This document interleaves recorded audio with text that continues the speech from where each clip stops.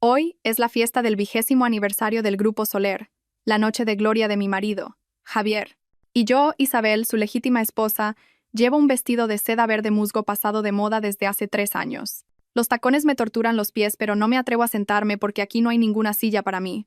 Todas las luces, toda la atención, se centran en el corazón del salón, donde Javier, impecable en su traje a medida de Armani, rodea con su brazo la cintura de una joven deslumbrante. Es Valeria, la nueva secretaria de Javier.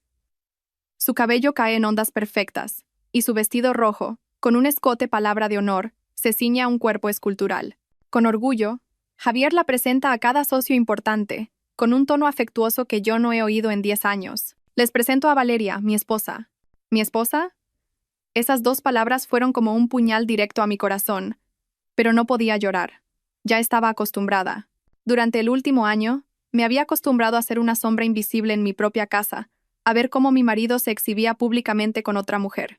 Pero nunca imaginé que se atrevería a hacerlo en una fiesta con miles de ojos observando.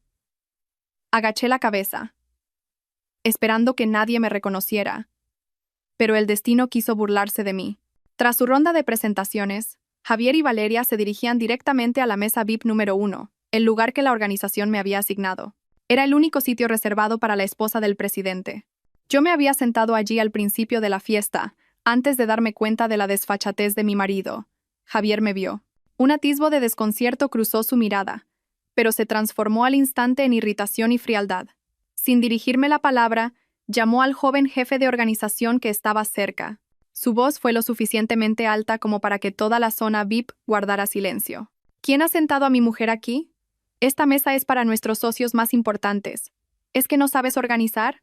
El joven temblaba, pálido como un muerto. Señor presidente, esta es la mesa de su esposa. Mi esposa está a mi lado, le interrumpió Javier, apretando la cintura de Valeria y atrayéndola aún más hacia él. El salón entero contuvo la respiración. Cientos de miradas, que iban desde la lástima y la curiosidad hasta la malicia, se clavaron en mí. Sentí que la sangre se me congelaba. Javier me miró de reojo, sin una pizca de emoción, como si mirara un estorbo.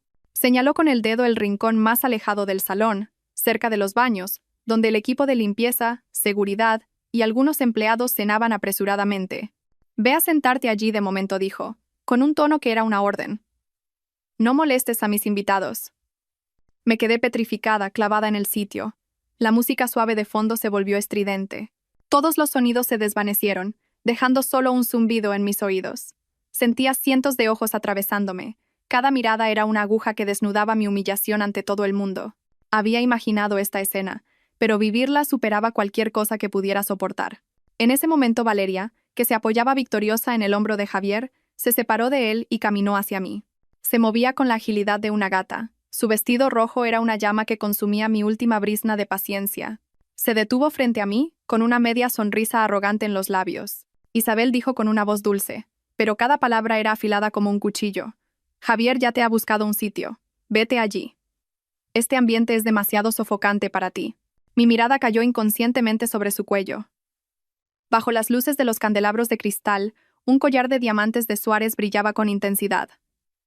El corazón se me encogió. Lo reconocí. No era una joya cualquiera. El mes anterior, Javier llegó a casa diciendo que la empresa necesitaba urgentemente una gran suma de dinero para liquidez. Me suplicó que vendiera el juego de diamantes, la última herencia que mi madre me dejó antes de morir. Prometió que lo recuperaría en solo un mes. Y yo le creí.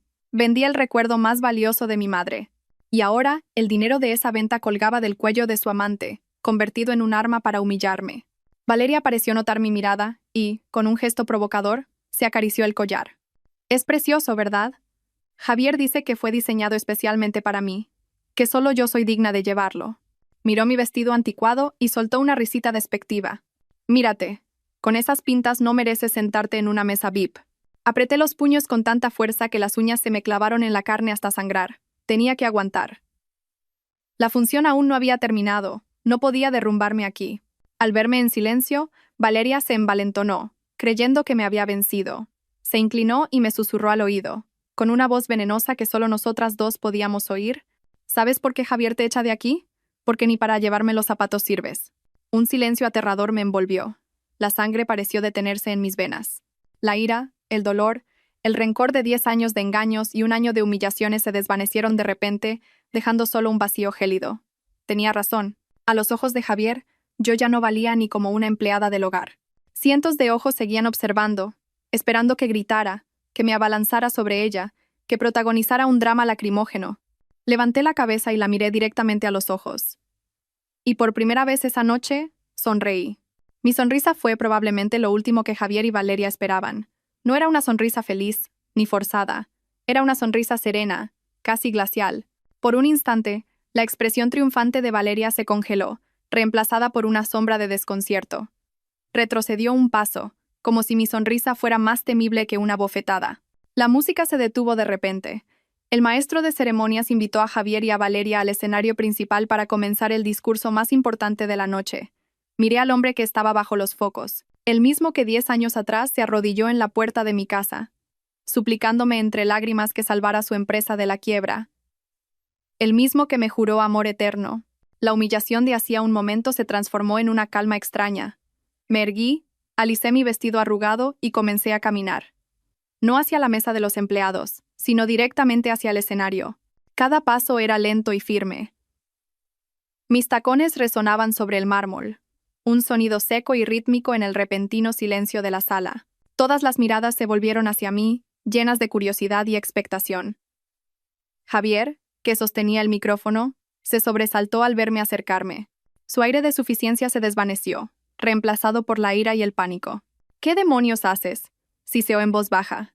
«Baja de aquí ahora mismo. No montes un escándalo». No le miré. Pasé a su lado como si no existiera y me dirigí al maestro de ceremonias, que estaba paralizado. Con delicadeza, le quité el micrófono de la mano.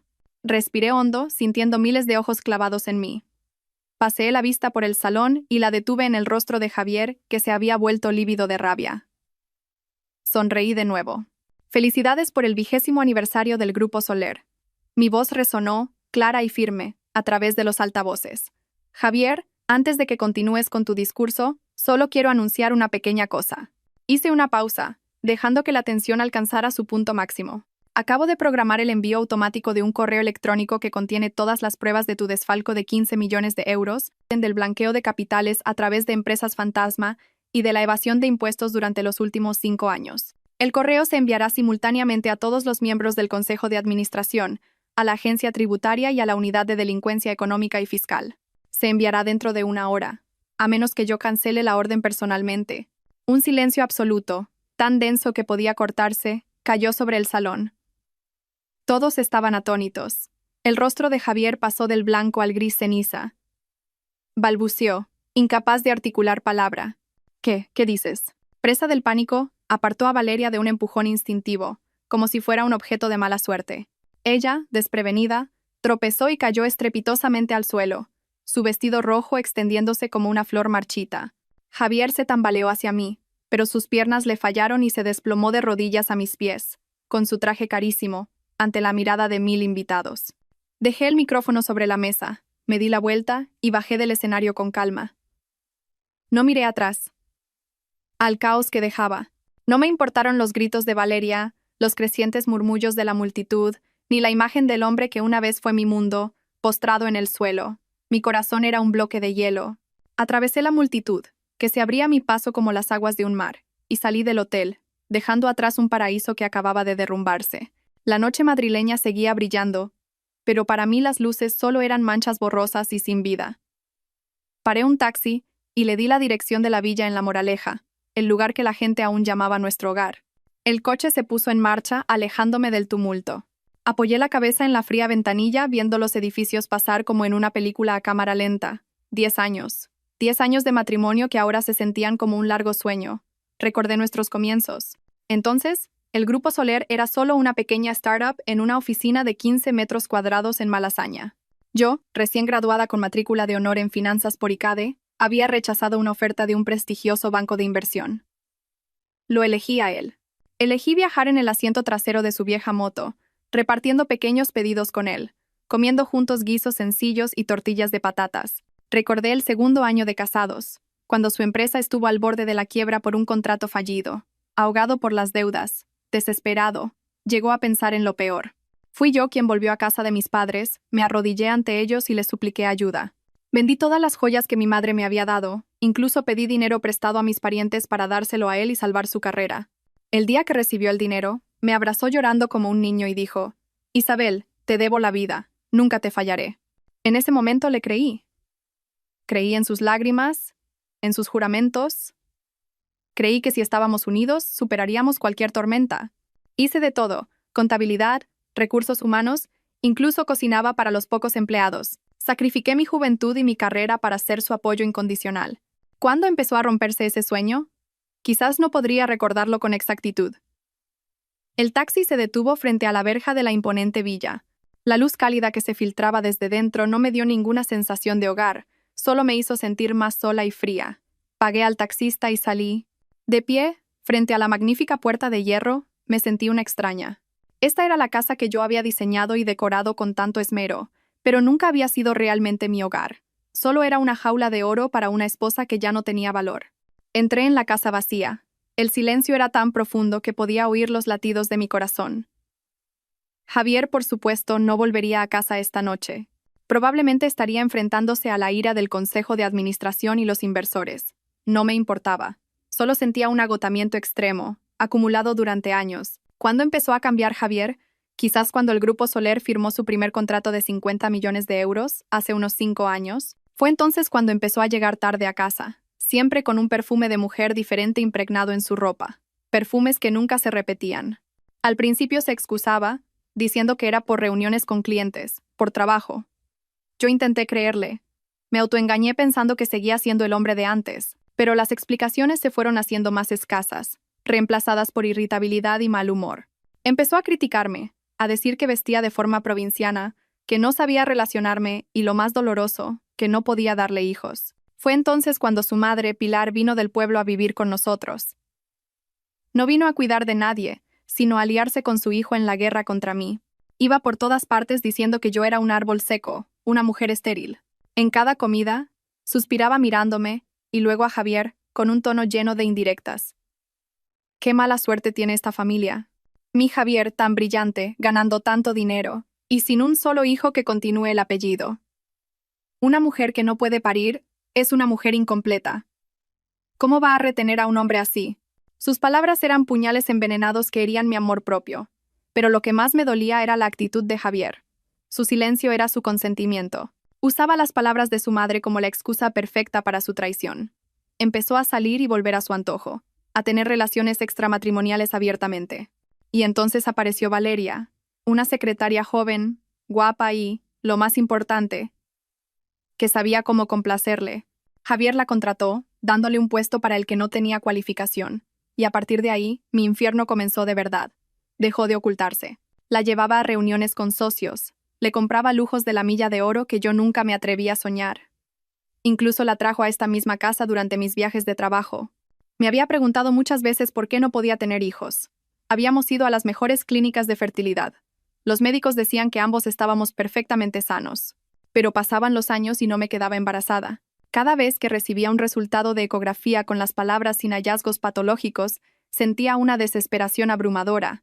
Y esa desesperación se convirtió en el arma que Javier y su madre usaban para atormentarme. Una tarde lluviosa, hace un año, mientras ordenaba el trastero, un lugar lleno de viejos objetos de la familia, encontré un viejo smartphone de Javier en una caja de cartón.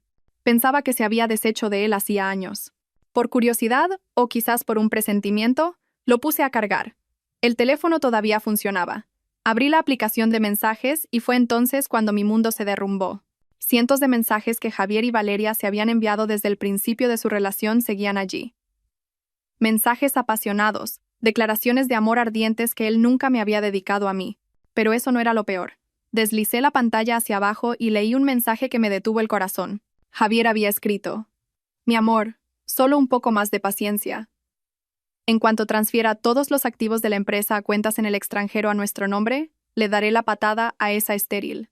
Entonces el título de Esra: «Soler será oficialmente tuyo, te lo prometo».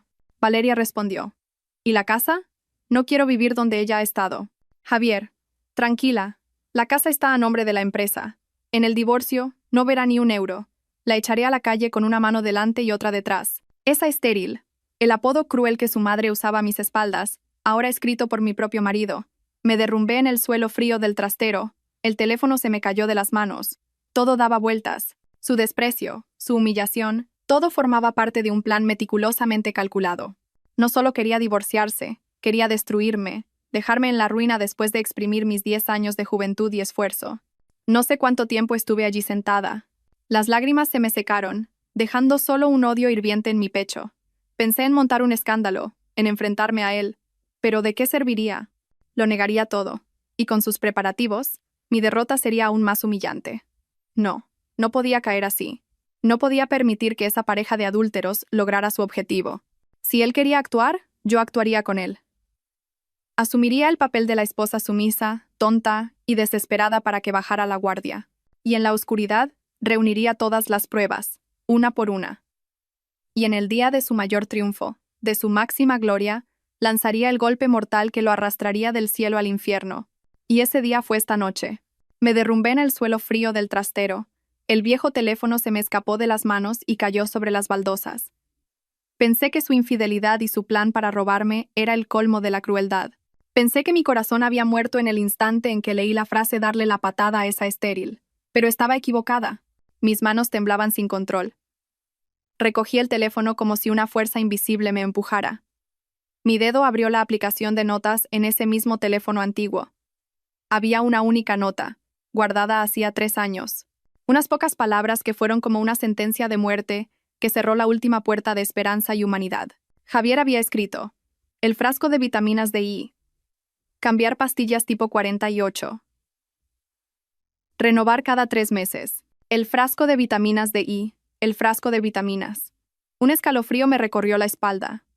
Recordé que, hacía 3 años, Javier de repente empezó a preocuparse por mi salud. Me compró un carísimo frasco de un complejo vitamínico supuestamente importado y me insistió en que lo tomara a diario. Tómalas para estar fuerte y poder darme un hijo, me decía. Era tan atento que incluso me traía él mismo la pastilla con un vaso de agua cada noche.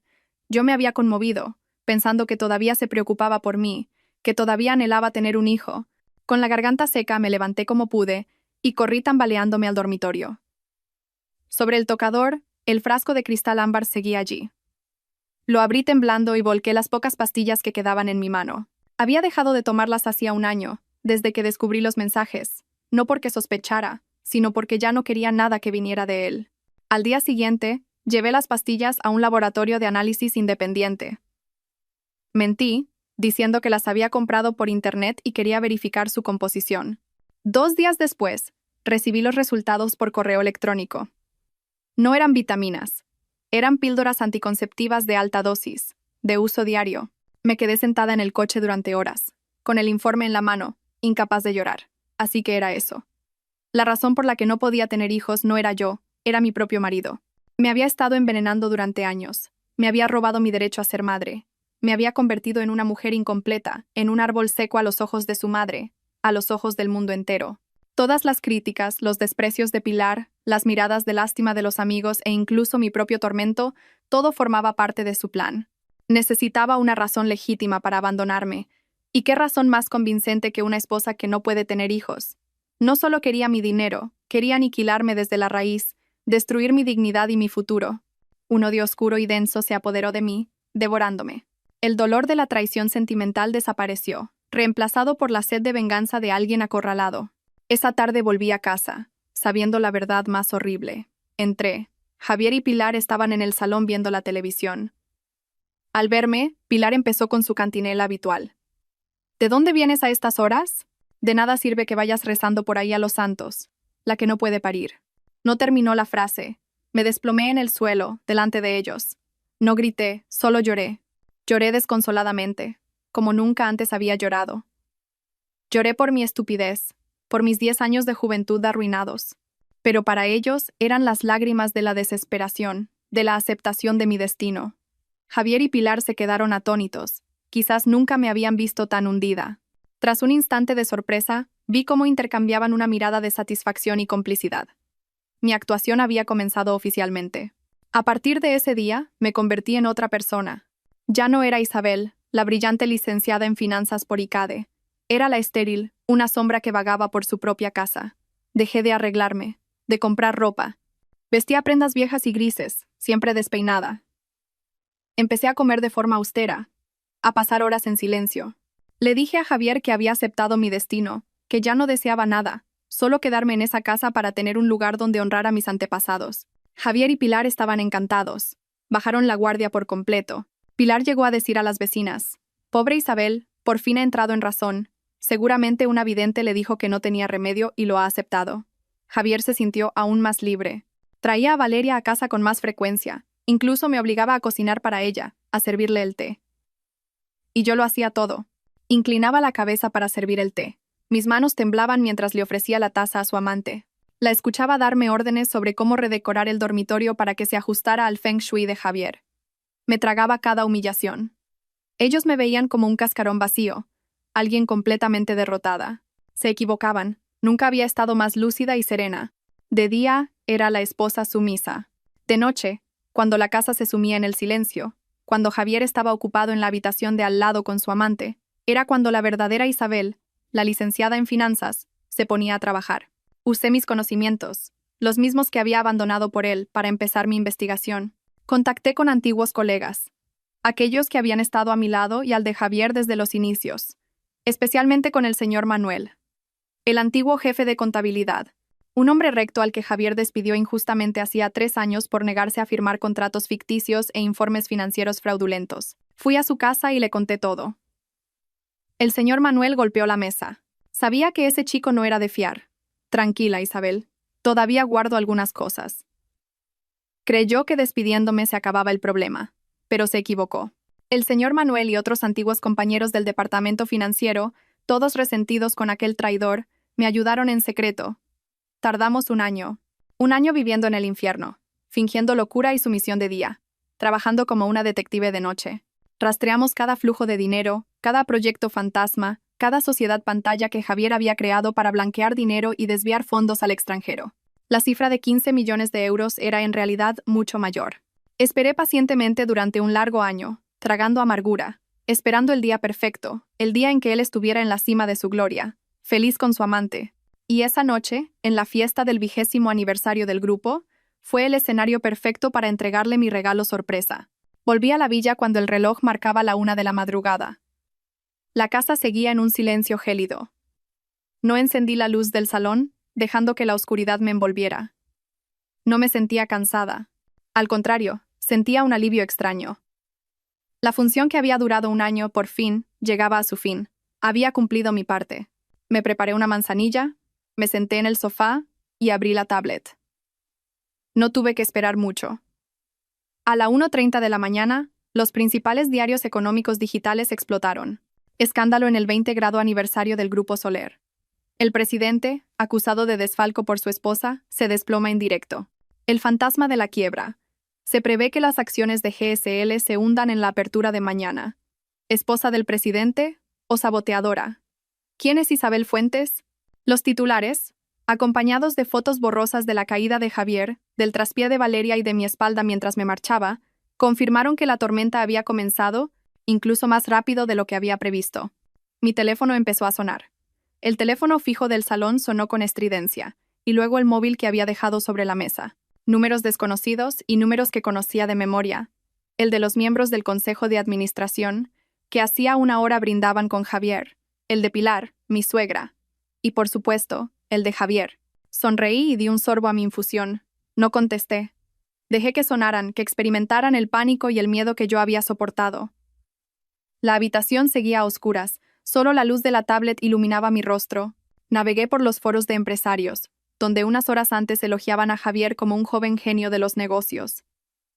Ahora estaban inundados de críticas y especulaciones sobre la cantidad malversada. A la mañana siguiente, me desperté temprano. No había dormido, pero mi mente estaba completamente despejada. A las 9 en punto, abrió la Bolsa de Madrid. Puse el canal de noticias económicas. Tal como se esperaba, las acciones GSL del Grupo Soler se desplomaron nada más abrir la sesión. Millones de acciones se pusieron a la venta sin que nadie se atreviera a comprarlas. El panel electrónico era de un rojo sangre. El presentador anunció que, con esa caída, la capitalización del Grupo Soler se había evaporado en más de 500 millones de euros en solo 15 minutos. 500 millones. La cifra superaba mis cálculos. Era el sudor y las lágrimas de miles de empleados, la confianza de los accionistas.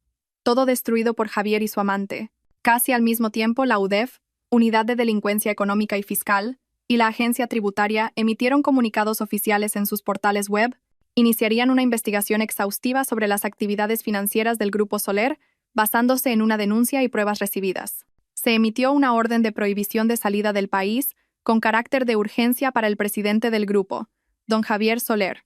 Mi móvil volvió a sonar. Seguía siendo el número de Javier. No había parado de sonar desde la noche anterior. Esta vez, con calma, deslicé el dedo para aceptar la llamada, pero no dije nada. Hubo un silencio de unos segundos, y luego un rugido salvaje estalló al otro lado de la línea, el grito de una bestia acorralada. Isabel, maldita seas, ¿estás loca? Lo estás destruyendo todo. Estás destruyendo el Grupo Soler, me estás destruyendo a mí. La voz de Javier estaba ronca, despojada de toda la elegancia y arrogancia de la noche anterior. Seguí en silencio, llevándome la taza a los labios. Mi silencio pareció enfurecerle aún más. ¿De dónde has sacado esas cosas, eh? Es todo falso. Te voy a demandar, te voy a meter en la cárcel. Solté una risa fría, una risa suave pero suficiente para que la oyera al otro lado. Javier, si fuera falso, ¿por qué me llamas a mí? Mi voz era tranquila, gélida. Deberías estar llamando a tus abogados y a la policía, ¿no? ¿Para qué llamar a la persona que te calumnia? Al otro lado se hizo un silencio abrupto. Su furia pareció chocar contra un muro de hielo. Se dio cuenta de que no bromeaba. Se dio cuenta de que las pruebas eran reales. Oí su respiración pesada y agitada. Entonces su tono cambió, pasando del rugido a la súplica. Un cambio tan repentino que resultaba ridículo. Isabel, ¿eh? Somos marido y mujer, ¿verdad? 10 años. 10 años juntos. Si hay algún problema, podemos hablarlo tranquilamente. Lo que quieras, te lo daré.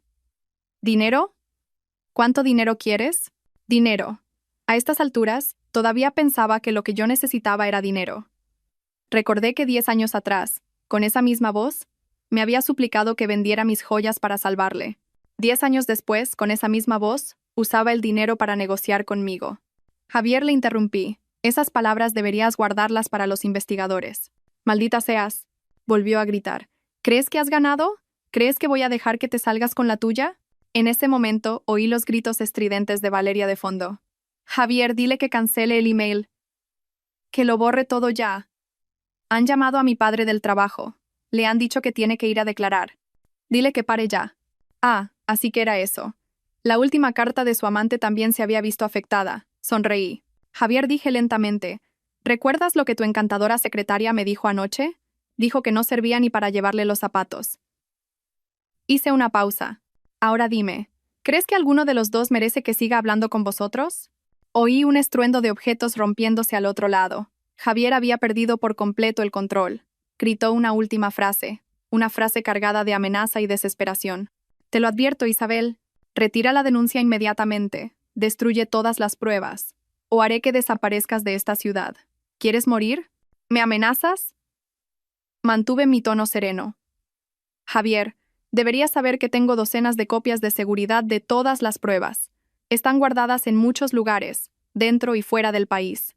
Si me pasara algo, por pequeño que fuera, incluso un simple accidente de tráfico, no solo irías a la cárcel por delitos económicos. Irías por asesinato. Al otro lado de la línea, reinó el silencio. Solo se oía su respiración pesada, el sonido de sus dientes rechinando. La conversación termina aquí, dije. Ah, y no vuelvas a llamarme. No acostumbro a hablar con delincuentes. Colgué, cortando el grito que él estaba a punto de lanzar. Apagué el teléfono. El mundo, de repente, volvió a estar en silencio. Apreté el teléfono, la voz de Javier todavía resonaba en mi mente. ¿Quieres morir? Su amenaza no me asustó, solo me mostró el verdadero rostro de la bestia acorralada. Solté una risa suave, un sonido gélido que salió de mi garganta. ¿Me amenazas? Repetí en voz alta para mí misma, y luego, como si él pudiera oírme, continué. Javier, deberías saber que tengo docenas de copias de seguridad de todas las pruebas. Están guardadas en muchos lugares, dentro y fuera del país, en manos de los abogados más prestigiosos. Si me pasara algo, enfaticé cada palabra, por pequeño que fuera, incluso un simple accidente de tráfico o una repentina depresión, esas pruebas se harían públicas de inmediato, a una escala mucho mayor. Entonces, no solo irías a la cárcel por delitos económicos, irías por asesinato. Al otro lado de la línea, el silencio era total, solo su respiración agitada, como la de un toro herido. Sabía que no bromeaba. Sabía que yo, una licenciada en finanzas que había construido ese imperio con él desde cero, no dejaría cabos sueltos. En ese momento, el silencio se rompió por un grito estridente y desesperado detrás de Javier. Era la voz de Valeria. «Javier, haz algo. Dile que cancele el email. Oblígala a parar ya. Acaban de llamar a mi padre del trabajo. Dicen que tiene que ir a declarar sobre los proyectos. Que pare. Rápido». Ah, así que era eso. La última pieza de su castillo de naipes, el modesto jefe de departamento en la Consejería de Urbanismo, a quien ella y Javier consideraban su paraguas protector, había sido derribado por mi tormenta. Podía imaginar su rostro aterrorizado. Podía insultarme a mí, pero frente al poder real, ella no era más que una marioneta a la que le habían cortado los hilos. Oía a Javier gritarle: «Cállate, inútil». Luego se dirigió de nuevo a mí, su voz despojada de toda paciencia. Solo quedaba la desesperación. «Isabel, te lo ruego. ¿Cuánto quieres? ¿5 millones? ¿10? Pon un precio. Perdóname esta vez». Solté una carcajada, esta vez más fuerte. «Javier, ¿todavía no lo entiendes?» Miré por la ventana hacia la ciudad que aún dormía, ajena al colapso de un imperio. ¿Recuerdas lo que tu encantadora secretaria me dijo anoche? Dijo que no servía ni para llevarle los zapatos. Hice una pausa para que el silencio se alargara. «Ahora dime», dije lentamente, «¿crees que alguno de los dos merece que siga hablando con vosotros?» No esperé su respuesta. No quería oír más súplicas falsas ni amenazas desesperadas. Con calma, pulsé el botón de apagar. La pantalla del teléfono se oscureció, devolviendo a la habitación su silencio original. No acostumbro a hablar con delincuentes, y menos aún con aquellos a los que ya he decidido que nunca perdonaré. Encendí mi teléfono de respaldo, un modelo sencillo que había preparado hacía tiempo, con solo unos pocos contactos importantes guardados. Lo primero que hice fue llamar a mi abogado, Mateo. Era un antiguo compañero de la facultad, un prestigioso abogado mercantil conocido por su integridad. Durante los últimos 6 meses, me había estado asesorando legalmente en secreto. «Mateo, soy Isabel», dije de forma concisa. «Todo ha comenzado tal como lo planeamos. Prepara la demanda de divorcio, la solicitud de reparto de bienes y, lo más importante, la petición de medidas cautelares urgentes para congelar todos los bienes de Javier Soler y las partes relacionadas. Mañana a primera hora». Al otro lado, la voz de Mateo era serena. «Estoy listo. No te preocupes, Isabel. Sé lo que tengo que hacer». Colgué. Lo segundo, y lo más importante. Respiré hondo y marqué un número que me sabía de memoria desde hacía más de 10 años, pero que nunca me había atrevido a llamar. Sonó 3 veces, y una voz grave y profunda, algo adormilada pero llena de autoridad, respondió. «Dígame». Se me hizo un nudo en la garganta. «Profesor Morales, soy Isabel Fuentes». «Yo». Siento llamarle a estas horas. Hubo un silencio de unos segundos, y luego la voz se volvió completamente lúcida. «¿Isabel? ¿Eres tú, Isabel?» «Dios mío, acabo de leer las noticias en internet. ¿Eres tú de verdad?» El profesor Morales, mi mentor en la universidad, el profesor que más respetaba, no solo me enseñó finanzas, me enseñó ética profesional. Años atrás, cuando yo era la mejor estudiante de mi promoción, él se vio envuelto en un escándalo académico, acusado falsamente de plagio por un colega envidioso. Todos le dieron la espalda, incluso el rectorado. Solo yo creí en su inocencia. Pasé 2 semanas sin dormir revisando miles de páginas de documentos, analizando cada dato hasta encontrar la prueba irrefutable que demostraba que había sido víctima de una trampa, y desenmascaré al culpable. Él me dijo que nunca olvidaría esa deuda de gratitud. Después de ser exonerado, pasó a ser consejero en el Tribunal de Cuentas, un puesto de gran poder, pero él seguía siendo un hombre íntegro. «Sí, soy yo», profesor, logré decir, conteniendo la emoción. Tengo un problema. Necesito su ayuda. No por mí, sino por la verdad». La voz del profesor Morales se volvió seria. «Lo sé. Sabía que Javier acabaría así algún día. Creció demasiado rápido, sin escrúpulos». «¿Dónde estás? ¿Estás a salvo?» «Estoy a salvo. No se preocupe. Tengo todas las pruebas, pero no sé por dónde empezar para asegurarme de que no escapen». «Tranquila», dijo, con un tono tranquilizador. «Lo que hiciste anoche fue arriesgado, pero necesario para que todo saliera a la luz. Ahora debes hacer las cosas por el cauce correcto. Mañana a las 9, trae todo el dossier a la vieja cafetería de la Plaza Mayor. ¿Sabes cuál te digo? Allí hablaremos con más calma». Te debo una muy grande, Isabel. Esta vez, déjame pagar mi deuda. Colgué. Las lágrimas de repente brotaron.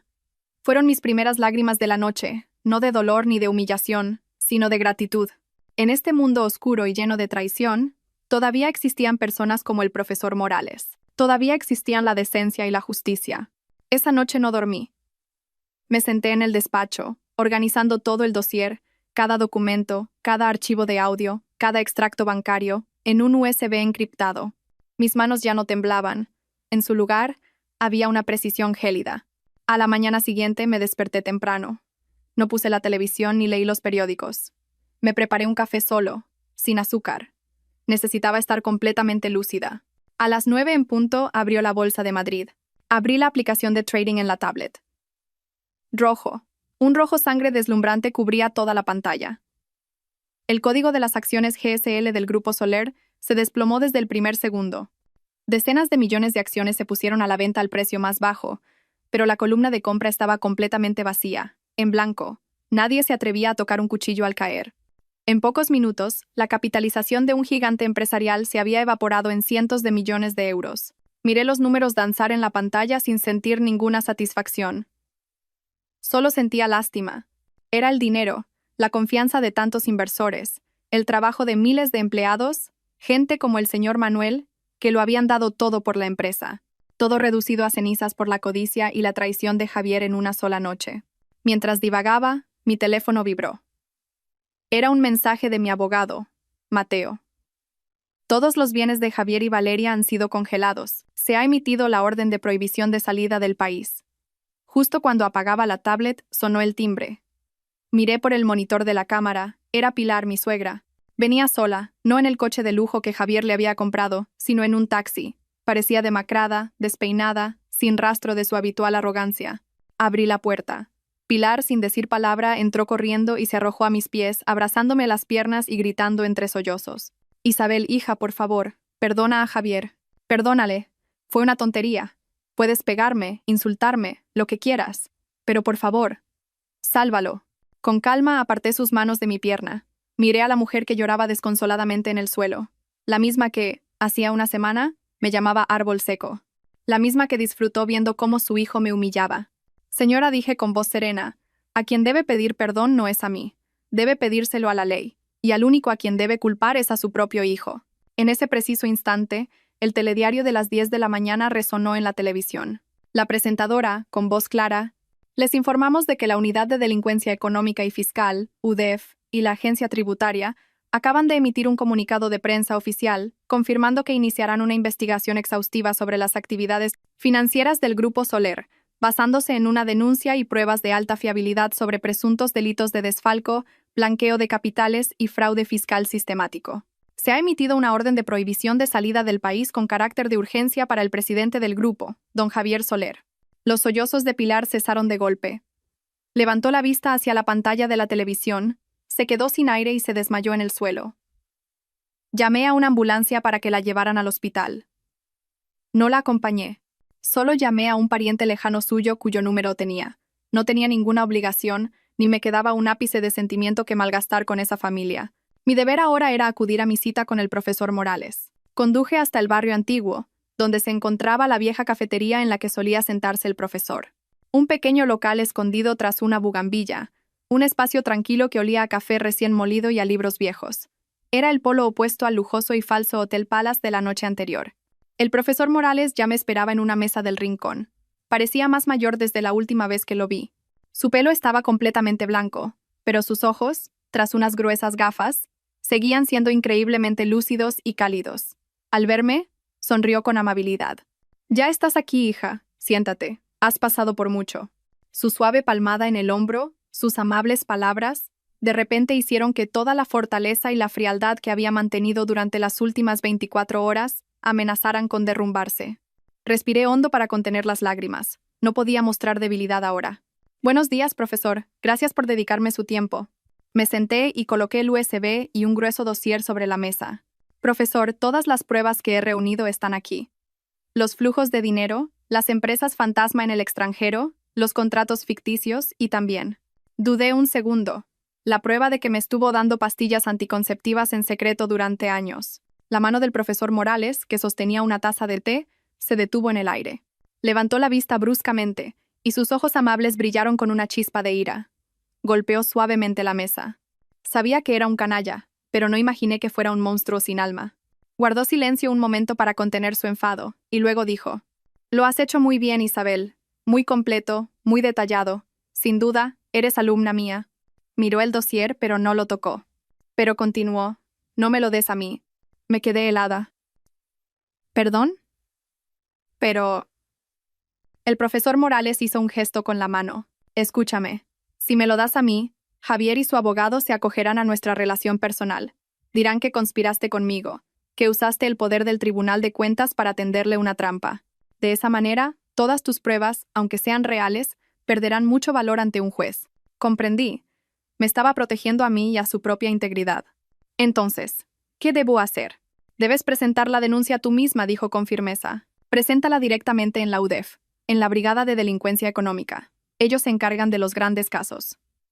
Preséntala como su esposa legítima, como la víctima directa. Tu dossier, junto con la prueba de que te envenenó, será una prueba irrefutable. La ley tendrá que protegerte». Me miró con confianza. «Haz lo que te digo. Lleva todo esto allí, ahora mismo. Yo no puedo intervenir en la investigación, pero me aseguraré de que tu caso se tramite con el procedimiento correcto, con rapidez y, lo más importante, garantizando tu seguridad absoluta». Puso la mano sobre el dossier y le dio una suave palmada. «Ese Javier no se atreverá a tocarte. Isabel, ahora eres el testigo más importante del caso. Debes confiar en la justicia, aunque a veces llegue tarde». Incliné la cabeza y recogí el dossier. El peso en mis manos seguía allí, pero la carga en mi corazón se había aliviado a la mitad. Ya no caminaba sola en la oscuridad. Tenía un camino claro y justo. Levanté la vista hacia él. «Lo he entendido, profesor». «Gracias». Salí de la sede de la UDEF cuando el sol de la tarde empezaba a teñirse de un amarillo pálido. Soplaba un viento que traía el frío del cambio de estación. Pero no sentía nada. Por dentro, todas mis emociones parecían congeladas. Solo quedaba una determinación gélida. Había hecho lo que tenía que hacer. El grueso dossier, que contenía un año de paciencia y lágrimas, estaba ahora a salvo en manos de quienes hacen cumplir la ley. La suerte estaba echada, y ya no había vuelta atrás. Conduje de vuelta a la villa, que ahora no era más que un cascarón vacío. No entré directamente. Me quedé en el coche, apoyando la cabeza en el volante. Fue entonces cuando el cansancio me golpeó de verdad. Un agotamiento no solo físico, sino también mental. Esta guerra, ganara o perdiera, me había costado demasiado. En ese momento, el teléfono de respaldo vibró. Era el número de mi abogado Mateo. Respiré hondo, intentando mantener la voz firme. Y contesté. «Soy Mateo», Isabel dijo, su tono profesional pero con un toque de entusiasmo. «Acabo de volver del juzgado. Tengo buenas noticias». Mi corazón se aceleró un poco. «¿Qué ha pasado?» «El juzgado ha admitido a trámite nuestra solicitud», dijo rápidamente. «Basándose en las pruebas preliminares que aportaste, especialmente las transferencias de dinero al extranjero y los bienes a nombre de esa tal Valeria, el juez ha visto indicios claros de alzamiento de bienes. Ha dictado una orden de medidas cautelares urgentes con efecto inmediato». «¿Qué significa eso?», pregunté, aunque ya me lo imaginaba. «Significa», la voz de Mateo se volvió firme, «que todos los bienes a nombre de Javier Soler, incluyendo inmuebles, cuentas bancarias, acciones y vehículos, han sido congelados». Y lo más importante, hizo una pausa. «Todos los bienes que transfirió a su secretaria, incluyendo el ático en la Torre Picasso, los 2 coches de lujo y las cuentas bancarias que llenó de dinero, corren la misma suerte. Todo ha sido precintado, a la espera del juicio». Cerré los ojos. El ático, donde Valeria publicaba fotos en redes sociales con el pie de foto «La vida de una reina», el lugar que usaba para burlarse de mi sencillez, ahora no era más que una jaula de oro cerrada a cal y canto. «Gracias», Mateo, dije, con la voz algo ronca. «De nada. Es mi trabajo», respondió. «Esto es solo el primer paso, Isabel, pero uno muy importante. Le corta el grifo financiero a Javier, impidiendo que use su dinero para comprar favores o ponerte las cosas difíciles. Descansa. Del resto me encargo yo». Colgué y solté un largo suspiro. No sentía la alegría de la victoria, solo un extraño alivio. Una puerta hacia el mal se había cerrado de golpe. Levanté la vista hacia la villa, el lugar que una vez consideré mi hogar. Ahora también estaba parcialmente congelado dentro del patrimonio en disputa, pero no sentía nostalgia. Esas cosas materiales nunca me habían pertenecido de verdad. La noticia de la congelación total de los bienes de Javier se extendió más rápido que un incendio forestal. El mundo financiero estaba en vilo, y los accionistas del Grupo Soler, desesperados. Mi teléfono de respaldo volvió a sonar.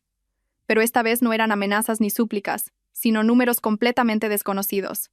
Dudé un momento y decidí contestar.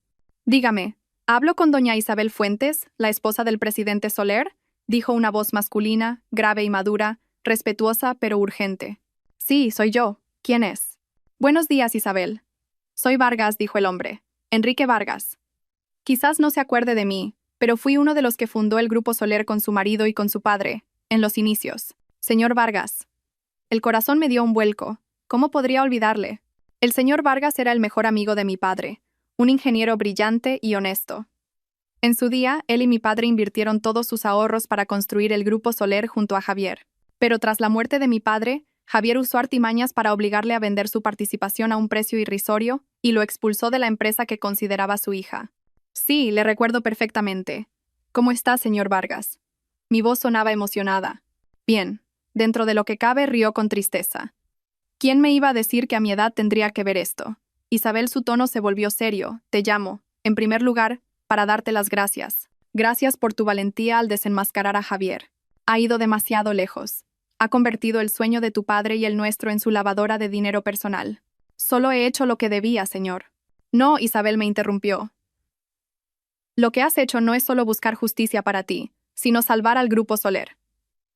Mira, te llamo por algo concreto. Yo y otros antiguos accionistas, los que fuimos apartados por él, queremos convocar una Junta General Extraordinaria de Accionistas. Guardé silencio escuchando. Tenemos que destituir a Javier, dijo con firmeza. Tenemos que recuperar el control de la empresa antes de que la hunda por completo.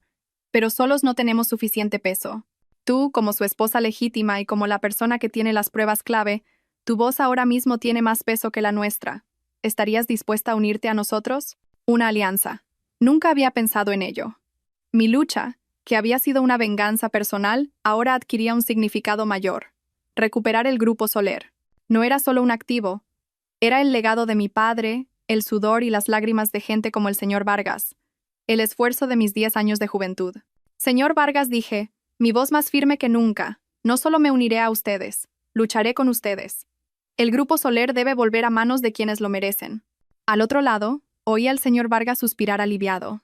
Qué bien, Isabel. Contigo seguro que ganamos. No te preocupes, nosotros lo organizaremos todo. Tú solo mantente a salvo. Esta batalla no solo se librará en los tribunales, sino también en la sala de juntas. Colgué. Estaba revisando los estatutos de la empresa, preparando la reunión con el señor Vargas, cuando otro número desconocido llamó. Después de la llamada del señor Vargas, ya no les temía. Contesté con calma. ¿Hola? ¿Isabel? ¿Eres tu hija? Una voz débil, temblorosa y llena de miedo sonó al otro lado. Me detuve un segundo. Era la voz de Pilar, mi suegra, pero sonaba completamente diferente. Ya no tenía la acidez y la arrogancia de siempre. Sonaba como la de alguien que se ahoga y busca desesperadamente un salvavidas. Guardé silencio. Isabel, soy yo, tu madre dijo de nuevo, esta vez entre sollozos. Sé que he hecho mal. Te lo ruego, hija, perdona a Javier. Perdónale esta vez. Es mi único hijo. Si le pasa algo, ¿cómo voy a vivir? Lágrimas de cocodrilo. Ya había visto esas lágrimas el día que Javier quebró por primera vez. Lloró así para suplicarme que salvara a su hijo. Y cuando su hijo se hizo rico, usó esa misma riqueza para pisotearme. Hija, lo que quieras, te lo daré, continuó al ver que no decía nada. ¿Quieres dinero? Tengo algunos ahorros, algo de oro. Te lo doy todo. Solo tienes que decirle a la policía que te equivocaste, que estabas enfadada y hablaste sin pensar. ¿Puedes? Me arrodillo. Te lo suplico. Sus lloros eran cada vez más desesperados. Seguía pensando que todo se podía arreglar con dinero y súplicas. No entendía que lo que yo había perdido no era dinero. Isabel, todo es culpa de esa Valeria, de esa zorra. Ella lo sedujo. Él es joven e ingenuo. Cometió un error. Pero en el fondo es un buen hijo. Tú has sido su mujer durante años. Tienes que entenderle. Ten piedad. Salva a esta familia. ¿Familia? Todavía tenía el descaro de mencionar la palabra familia. Una familia en la que me trataban peor que a una criada. Una familia en la que su hijo me envenenaba y ella contribuía a esa crueldad con las palabras más hirientes. Seguí en silencio, dejando que llorara, que interpretara su papel de víctima. Quería ver hasta dónde podía llegar la desvergüenza de una persona. Sé que en el pasado no te traté bien. Lo siento. Te pido perdón de corazón.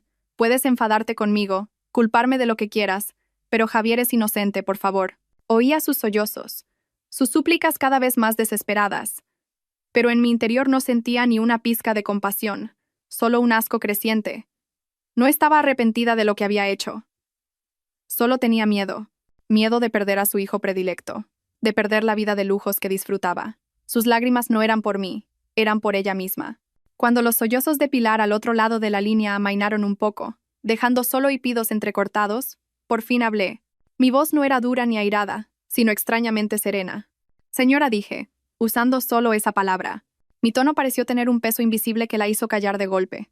Quizás esperaba que le gritara, que la insultara para poder seguir con su victimismo. Pero mi calma fue lo que no esperaba.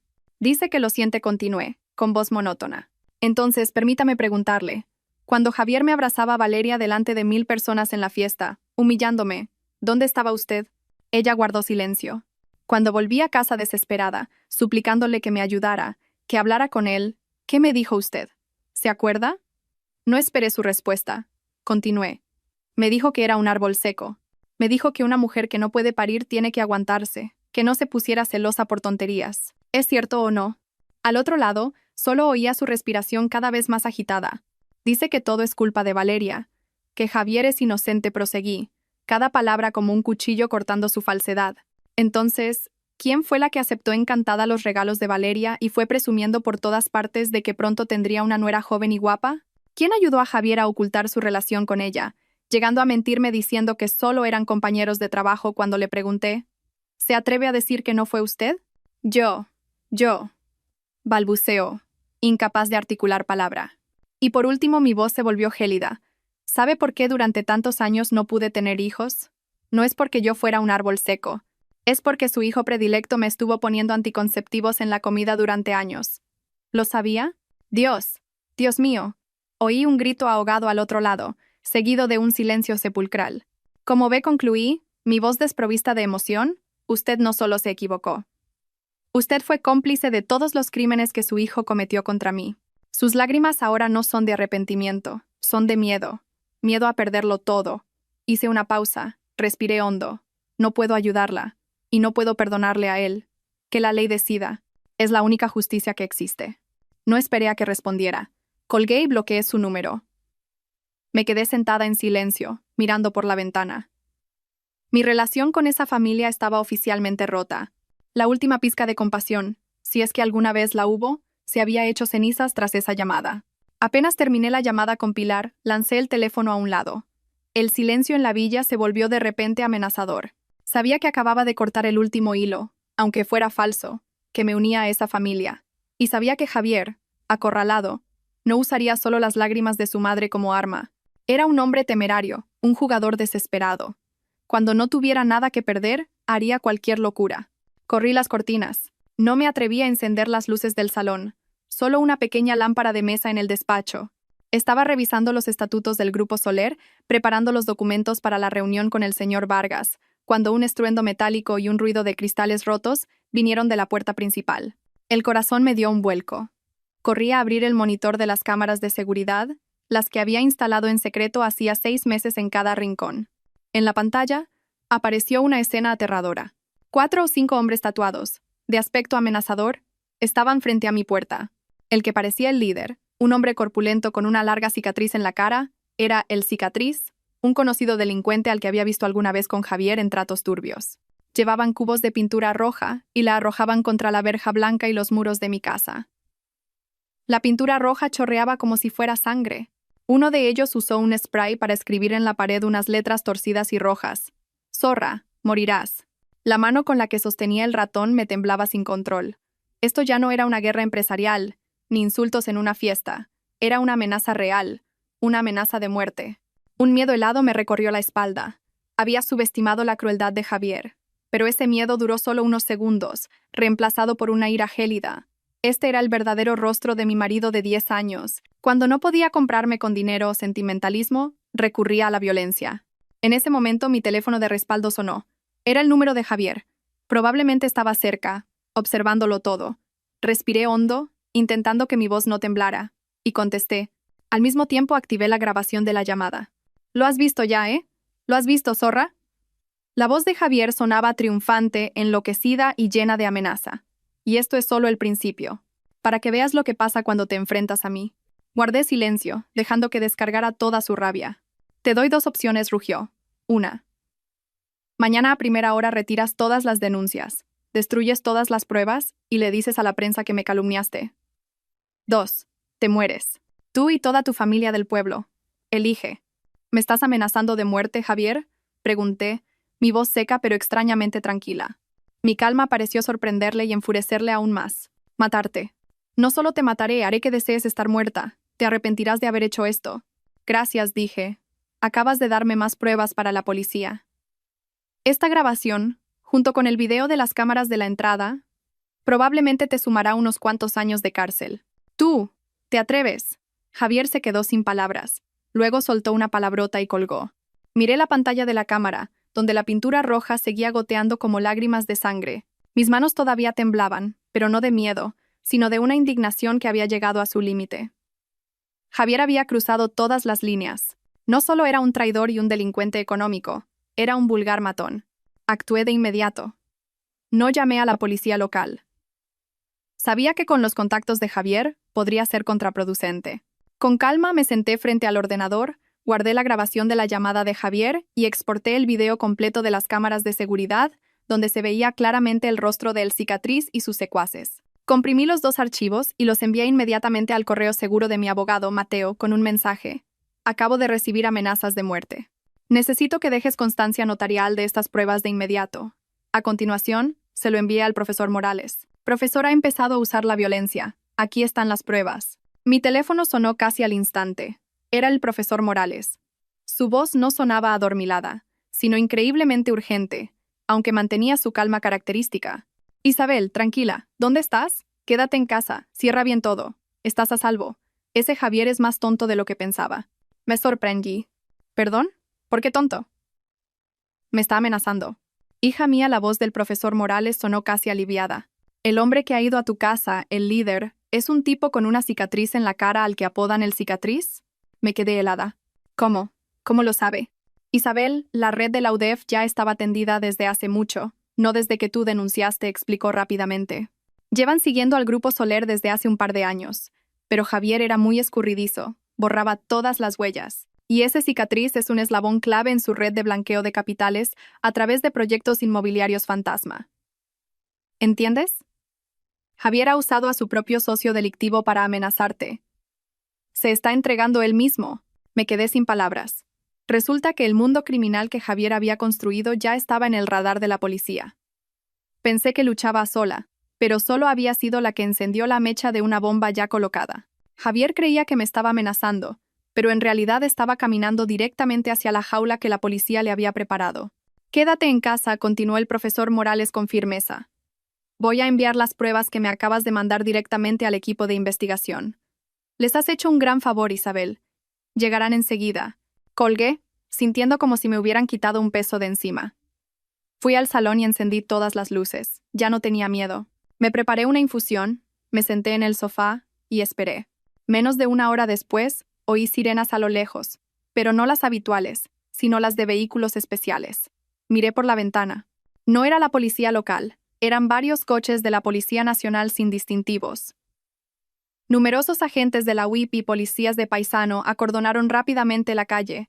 Vi cómo sacaban a El Cicatriz y a sus hombres de un bar cercano, donde probablemente celebraban su hazaña. Los llevaron esposados, con caras de no entender nada.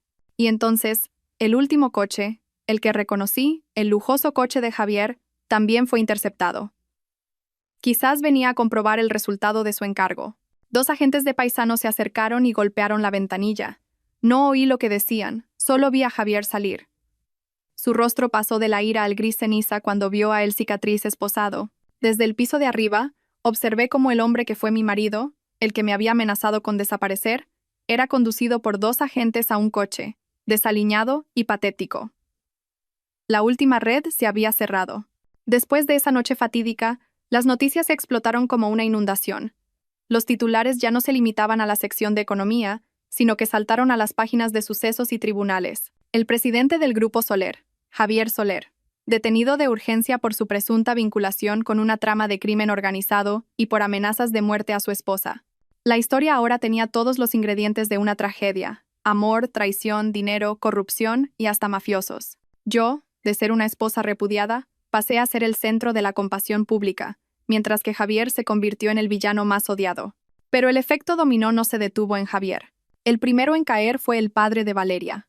Con la detención de Javier y la confesión de El Cicatriz, que reveló toda la red de blanqueo, los proyectos inmobiliarios fantasma que Javier usó para desfalcar al Grupo Soler salieron a la luz.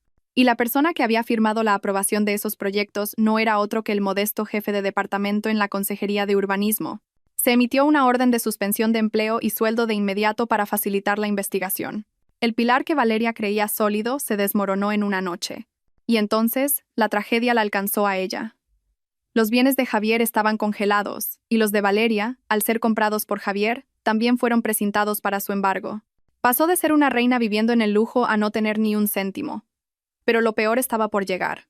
Recibí una llamada del señor Vargas después de que hablara con otros accionistas. Su voz sonaba casi satisfecha. Isabel, tengo noticias jugosas. Esa chica, Valeria, está ahora peor que Javier.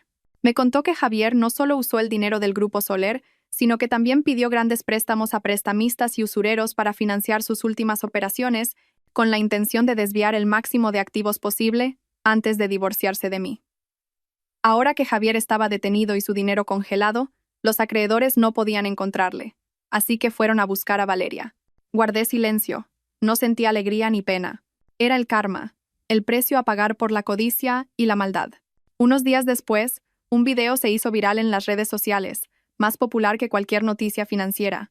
El video mostraba a Valeria, todavía en un camisón de seda, llorando desconsoladamente en el pasillo de un lujoso edificio de apartamentos. La dueña del piso estaba tirando por la puerta sus bolsos de marca y sus zapatos caros. Fuera de mi casa, llevas 3 meses sin pagar el alquiler. Decías que eras la señora tal y la señora cual, farsante, largo. Valeria, llorando, intentaba recoger sus cosas, pero en el portal, otro grupo de hombres tatuados, diferentes a los de El Cicatriz, la esperaban. Páganos lo que nos debes. Javier nos debe millones. ¿Dónde está? Tú eres su amante, así que tú pagas. Valeria, aterrorizada, se dio la vuelta para huir. Y en ese momento, un reportero apareció de la nada y le plantó la cámara en la cara. Señorita Valeria, ¿es usted la esposa que el señor Soler presentó en la fiesta? ¿Podría darnos su opinión? Pero ella no pudo responder. Un vecino curioso que observaba la escena gritó una frase sarcástica, una frase que se convirtió en el titular de todos los periódicos al día siguiente. ¿La esposa? Pero si ésta se jactaba de que la otra no servía ni para llevarle los zapatos. Y ahora va descalza. El video terminaba con Valeria tropezando y corriendo descalza por la calle, con el pelo revuelto, en un estado lamentable. Apagué la tablet. La frase "no sirves ni para llevarme los zapatos" finalmente se había vuelto contra ella. Ella misma había escrito su trágico destino. La caída de Javier y Valeria conmocionó a la opinión pública, pero para el Grupo Soler fue un terremoto. Las acciones siguieron cayendo por tercer día consecutivo. El valor de la empresa se desplomó más de un 70%. Los bancos empezaron a exigir el pago de las deudas. Los socios cancelaron contratos, y miles de empleados se enfrentaron a la posibilidad de perder su trabajo. No podíamos perder ni un segundo más. El señor Vargas me llamó justo después de que se hiciera oficial la prisión preventiva de Javier. Isabel, mañana a las 10, Junta General Extraordinaria de Accionistas. Tenemos que actuar ya. Aunque Javier esté detenido, su abogado y sus aliados en el Consejo de Administración estarán allí. Es la batalla final para salvar al Grupo Soler. Esa noche no dormí. No revisé más pruebas de corrupción.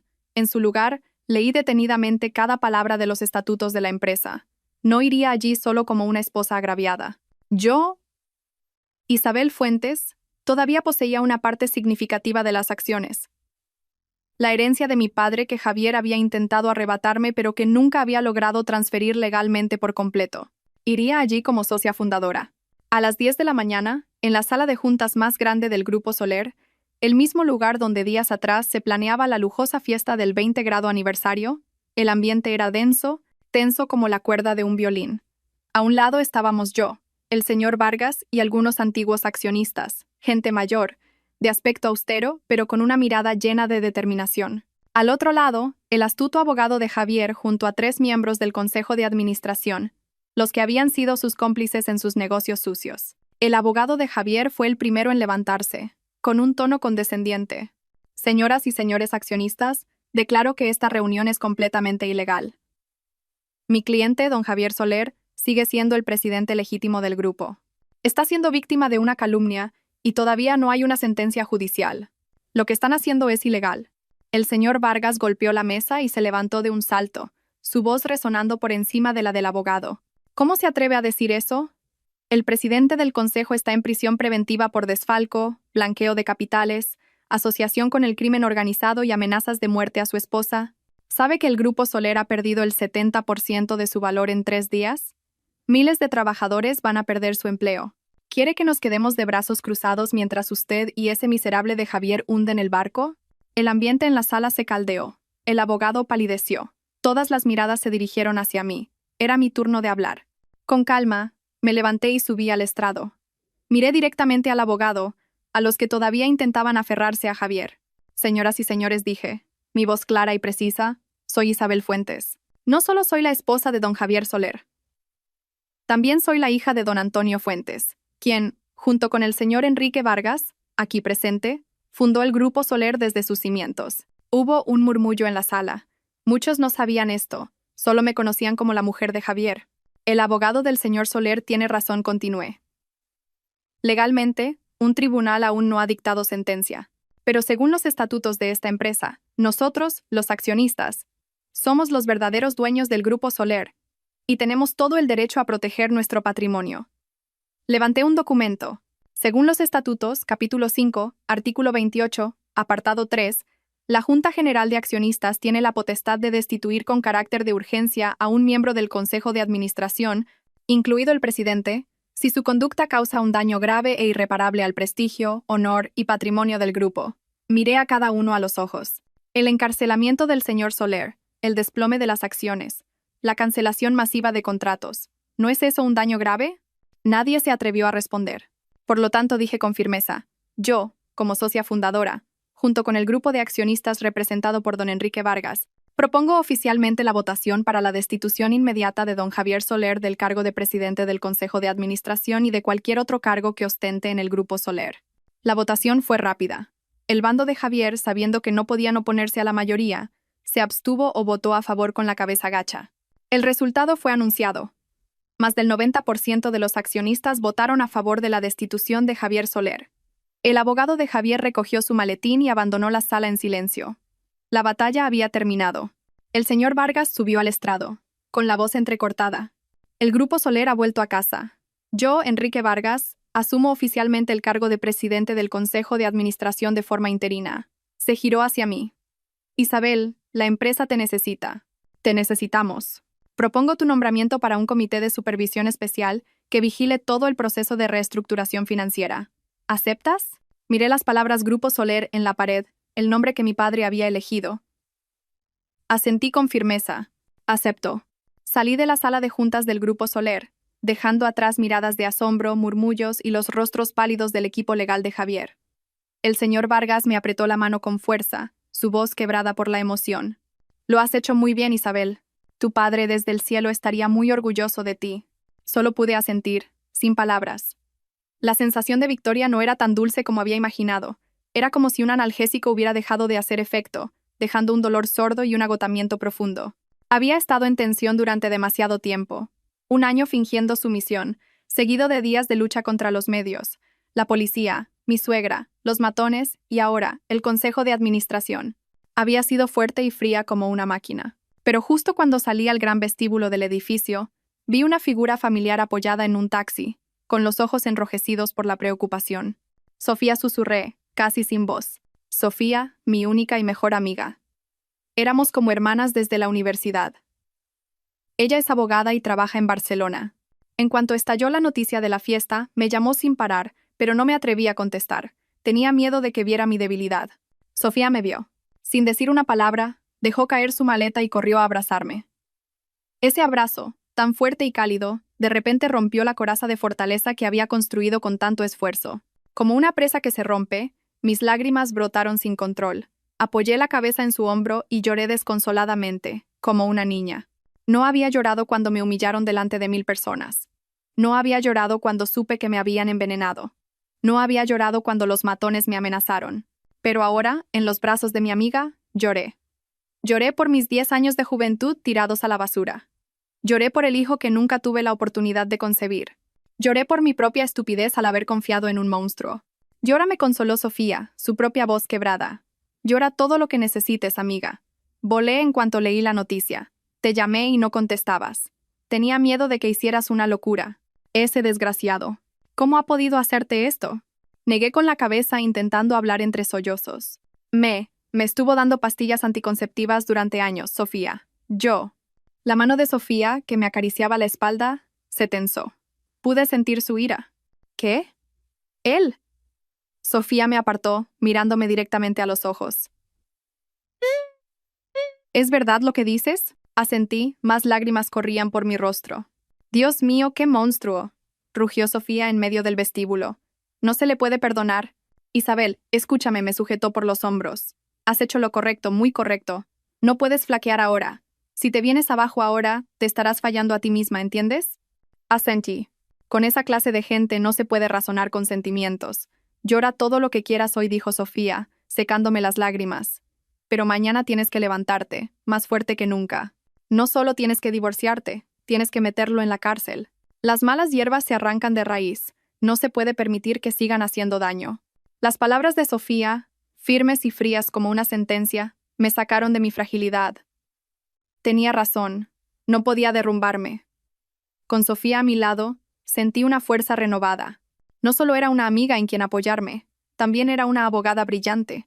Aunque su especialidad era el derecho civil, su agudeza fue de gran ayuda para Mateo, mi abogado mercantil. Los días siguientes no los pasé en esa villa fría. Sofía me llevó a un apartahotel de lujo, con máxima seguridad. Convertimos el salón en un improvisado despacho de abogados, lleno de dosieres y pruebas. Sofía, Mateo y yo trabajamos casi sin descanso. Teníamos 2 frentes: mi divorcio y el caso penal contra Javier, en el que yo era a la vez víctima y testigo clave. Nuestro objetivo era unificar ambos casos, ya que estaban intrínsecamente relacionados. Isabel, tranquila, dijo Mateo en una reunión. El equipo de Javier intentará separar los 2 casos. Querrán convertir el caso económico en una disputa interna de la empresa y tu divorcio en un simple caso de desavenencias conyugales. Si lo consiguen, todo se complicará. Lo entiendo, asentí. Pero él desvió el patrimonio para preparar el divorcio. Y me envenenó para justificar el motivo del divorcio. Son la misma cosa. Exacto, intervino Sofía. Tenemos que demostrar esa conexión. Mateo, tú encárgate de la parte financiera, la parte de violencia de género, el envenenamiento y la violación de los deberes conyugales, déjamela a mí. La profesionalidad y la frialdad de ambos me dieron seguridad. Yo, una licenciada en finanzas que había trazado todo el mapa del flujo de dinero de Javier, ahora contaba con 2 mentes legales brillantes. Estaba segura de que Javier no tenía escapatoria. Tal como predijimos, el bando de Javier empezó a moverse. Como no podían amenazarme con violencia, recurrieron a la diplomacia. Una semana antes de la primera vista del juicio, Mateo me llamó. Su voz sonaba irónica.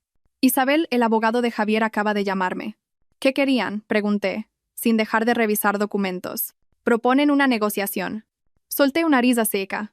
¿Negociar? ¿A estas alturas? Han hecho una oferta muy tentadora, enfatizó Mateo. Dicen que el señor Soler está profundamente arrepentido. Acepta el divorcio de mutuo acuerdo. En cuanto a los bienes, te daría la mitad de todo el patrimonio ganancial restante, incluyendo sus acciones en el Grupo Soler. No disputaría nada. Me detuve. La mitad del patrimonio. Una cifra astronómica. Era una tentación que haría dudar a cualquiera. A cambio, continuó Mateo, su voz volviéndose seria, tienen una única condición. Que retires todas las denuncias penales, que declares ante el juez que las pruebas que presentaste en la fiesta fueron un malentendido por celos y, lo más importante, que no menciones nada sobre las pastillas. Guardé silencio. Podía imaginar el escenario, yo con una fortuna, convertida en una mujer rica. Javier, libre de los cargos penales, solo con una sanción interna, perdiendo el Grupo Soler pero conservando su libertad y el dinero que ya había desviado al extranjero. Seguía pensando que podía comprarme. Seguía sin entender que lo que me debía no era dinero. Mateo, dije, mi voz fría y decidida. Por favor, diles esto de mi parte. Primero, sobre el divorcio, nunca será de mutuo acuerdo. Exigiré que el tribunal dicte sentencia basándose en su culpa. Segundo, sobre el patrimonio, reclamaré todo lo que me pertenece por derecho, más una indemnización por los daños físicos y morales que me ha causado. No necesito su caridad. Respiré hondo. Y por último, y lo más importante, diles que quiero justicia, no limosna. Nos vemos en el tribunal. El día del juicio de mi divorcio, el cielo estaba extrañamente nublado. No elegí un vestido de seda, ni tampoco mi ropa vieja y lamentable. Llevaba un traje de chaqueta negro, hecho a medida, el pelo recogido en un moño alto, y un maquillaje ligero pero definido. Me miré al espejo, y vi a una mujer diferente. El rostro era el mío, pero la mirada ya no era de sumisión ni de dolor, sino de una determinación fría como el acero templado. Era mi armadura. Entré en la sala, abarrotada de periodistas. Sofía y Mateo caminaban a mi lado. No esquivamos las cámaras. Avanzamos directamente hacia el banco de la parte demandante. Poco después se abrió una puerta lateral y Javier entró, escoltado por 2 policías. No me giré, pero sentí la conmoción en la sala. Oí el incesante clic de las cámaras. Me vi obligada a mirar. No lo reconocí. Ese hombre no era Javier Soler, el presidente apuesto y arrogante que conocía. Era otra persona. Estaba encorvado, su pelo ralo y canoso, sus ojos hundidos en cuencas oscuras. El uniforme de preso le quedaba enorme sobre su cuerpo demacrado. Cuando me vio, un destello de odio cruzó sus ojos, pero rápidamente se convirtió en pánico. Inmediatamente, bajó la cabeza, incapaz de mirarme. El juicio comenzó. Mateo expuso mi demanda de divorcio basándose en 3 motivos principales: adulterio, violencia de género, a través del envenenamiento con anticonceptivos, y el intento de alzamiento y destrucción de bienes gananciales. Al otro lado, el astuto abogado de Javier, el mismo que intentó negociar con nosotros, comenzó su contraataque. Sabía que no podía negar el adulterio, así que se centró en darle la vuelta a la situación. Señoría, dijo con voz teatral, nos oponemos frontalmente a las acusaciones de la parte demandante. Mi cliente, don Javier Soler, es la verdadera víctima aquí. La sala murmuró. Tenemos pruebas de que la señora Fuentes ha estado conspirando para apropiarse del patrimonio desde hace mucho tiempo, continuó, señalándome. Fingió ser una esposa sumisa y maltratada mientras, en secreto, conspiraba con miembros descontentos de la empresa, concretamente con don Enrique Vargas, para orquestar un golpe de Estado. Levantó un fajo de papeles. Y en cuanto a las supuestas pruebas económicas, solicitamos que no se admitan. ¿Por qué? Porque fueron obtenidas de manera ilegal. Ella se aprovechó de la confianza de su marido, accedió sin permiso a su ordenador personal, instaló dispositivos de escucha. Esto es una grave violación de la ley. Su único objetivo era calumniar a su marido, meterlo en la cárcel y quedarse con el grupo Soler. Habló con gran elocuencia, como si yo fuera la criminal. Permanecí sentada, con las manos entrelazadas, sin mostrar ninguna emoción. Ya esperaba esta jugada. Intentaban convertirme de víctima en verdugo. Sofía se inclinó y me susurró, tranquila, cuanto más habla, más demuestra que no le queda nada. Asentí, miré de reojo a Javier. Seguía con la cabeza gacha, pero vi que sus hombros temblaban. Parecía que ni él esperaba esta actuación. Señoría, concluyó el abogado, solicitamos que se desestime la demanda de divorcio de la señora Fuentes y que se la investigue por un delito de calumnias y revelación de secretos. No había terminado la frase cuando Mateo se levantó con calma. Disculpe que le interrumpa, colega, dijo con voz suave pero firme. Pero lo que acaba de exponer no solo es una especulación, sino una calumnia burda y absurda. Vamos a demostrar a este tribunal quién es la víctima y quién es el verdadero conspirador. Toda la sala guardó silencio, con la mirada fija en Mateo. El abogado de Javier se sentó de mala gana, su rostro ya mostraba cierta tensión. Mateo, sin prisas, hizo una reverencia al tribunal. Señoría, en primer lugar, rechazo la acusación de que mi cliente obtuvo pruebas de forma ilegal. Miró al otro abogado. Disculpe, colega, pero que la señora Fuentes, como esposa legítima, viviendo bajo el mismo techo y siendo copropietaria de los bienes, descubra documentos financieros de su marido, que luego resultan ser delictivos, ¿se considera un acceso ilegal? Ella no puso micrófonos ni cámaras. Simplemente, descubrió la verdad por casualidad en su propio hogar. A eso se le llama deber de denunciar un delito, señor letrado. El abogado se quedó sin palabras. En segundo lugar, continuó Mateo, la defensa afirma que mi cliente conspiró para apoderarse del grupo. Eso es aún más ridículo. Se dirigió al tribunal. La prueba irrefutable que vamos a presentar demostrará lo contrario. Quien conspiró, quien planeó meticulosamente durante años para apropiarse de los bienes, desviar el dinero de los accionistas y dejar a su esposa en la calle con una mano delante y otra detrás, fue precisamente don Javier Soler. Mateo hizo una señal y una gran pantalla descendió en el centro de la sala. Con la venia de su señoría, solicito que se proyecte esto. La pantalla se iluminó. No eran fotos robadas ni grabaciones borrosas. Era un diagrama, un complejo diagrama de flujo de dinero que marearía a cualquiera que no fuera un experto financiero. Pero Mateo lo explicó con una sencillez asombrosa. Señoría dijo, señalando el diagrama, este es el recorrido de los 15 millones de euros que acusamos al señor Soler de haber desfalcado. No se perdieron. Salieron de las cuentas del Grupo Soler, pasaron por 5 empresas fantasma a nombre de doña Pilar Gómez, madre del señor Soler. Vi a Javier dar un respingo. Luego, se blanquearon a través de proyectos inmobiliarios ficticios aprobados por el jefe de departamento de la Consejería de Urbanismo, padre de la señorita Valeria. Y finalmente Mateo señaló el final del diagrama, todo ese dinero, ya limpio, no fue a ninguna parte.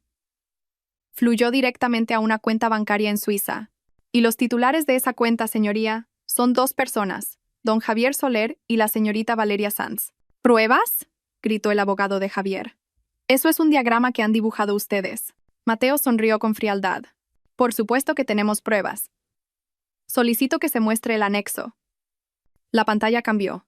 Era una copia de los extractos bancarios detallados del Banco Suizo, con el sello oficial, obtenidos a través de una comisión rogatoria internacional solicitada por la UDEF. Cada cifra coincidía perfectamente con el diagrama. No empezó a murmurar Javier, su rostro blanco como el papel. No puede ser. No podía creer cómo habíamos conseguido eso. Esto, señoría, dijo Mateo, es la prueba irrefutable de una conspiración premeditada para apropiarse del patrimonio de los accionistas, y por ende, del patrimonio ganancial. Mateo se giró para mirar directamente a Javier, su voz resonando con fuerza. Señor Soler, ¿todavía mantiene que su esposa le calumnió y conspiró para robarle su patrimonio? El abogado de Javier se quedó mudo. Y Javier miraba fijamente el extracto bancario en la pantalla, y de repente se llevó las manos a la cabeza, temblando violentamente. Empezó a hiperventilar, murmurando frases sin sentido. Imposible. ¿Cómo? ¿Cómo lo habéis sabido? No. Acusado. El juez golpeó con fuerza el mazo. Silencio. Pero Javier ya no oía nada. Sabía que era el final. Todo su plan, toda su arrogancia había quedado al descubierto bajo la luz de la justicia. El abogado de Javier, que momentos antes me acusaba con vehemencia, se desplomó en su silla, con el rostro grisáceo. No podía creer que hubiéramos conseguido las pruebas del Banco Suizo. Javier se tambaleaba en el banquillo, aferrándose a la madera. No, imposible. ¿Cómo lo habéis sabido?, murmuraba. Su abogado intentó recuperarse, su voz ya sin ninguna confianza. Señoría, dudamos de la legalidad de esta prueba. Podría ser una falsificación. Intentaba ganar tiempo, aferrarse a un último clavo ardiendo. Pero Mateo no le dio esa oportunidad. Se giró hacia mi amiga, Sofía. Era su turno. La parte financiera estaba resuelta. Ahora tocaba exponer el crimen personal. Sofía se levantó. Su voz no era tan firme como la de Mateo, sino que transmitía una pena y una rabia contenidas. Señoría, aún no hemos terminado. Miró directamente a Javier, con una frialdad que parecía atravesarle. Las pruebas financieras son claras, pero el motivo detrás de todo, la razón por la que el señor Soler fue tan cruel al desviar los bienes y tratar de eliminar a su esposa de su vida, es 1000 veces más terrible. ¡Protesto! El abogado de Javier se levantó de un salto. Este es un juicio de divorcio y patrimonio. No discutimos motivos personales. Están directamente relacionados, señor letrado, replicó Sofía, su voz afilada como un bisturí, porque demuestran un patrón de violencia de género sistemática, que es la base para que el tribunal determine la culpa y para nuestra solicitud de indemnización por daños a la salud y morales. El juez asintió. Se admite la petición de la letrada de la parte demandante. Prosiga.